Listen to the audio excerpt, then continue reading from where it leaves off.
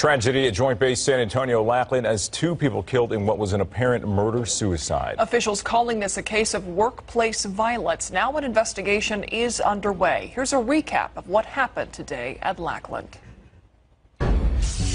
Good morning. We are interrupting regularly scheduled programming to bring you some late-breaking news. We are hearing reports of an active shooter at Joint Base San Antonio, Lackland.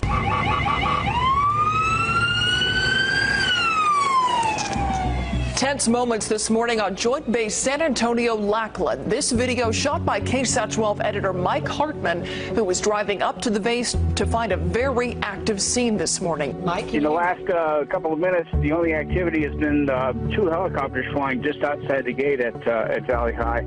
And I saw one Air Force fire truck come back into the base as if he was retiring.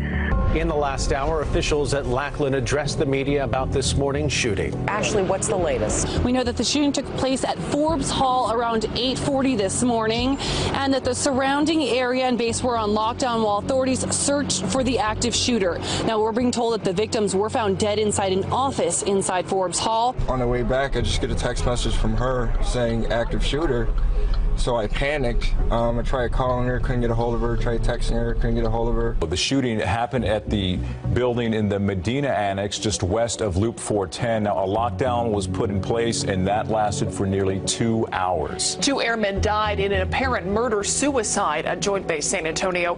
Lackland officials also calling today's shooting a workplace violence incident. Directly across from the scene, 300 children at Northside ISD's smallest school, Valley High Elementary.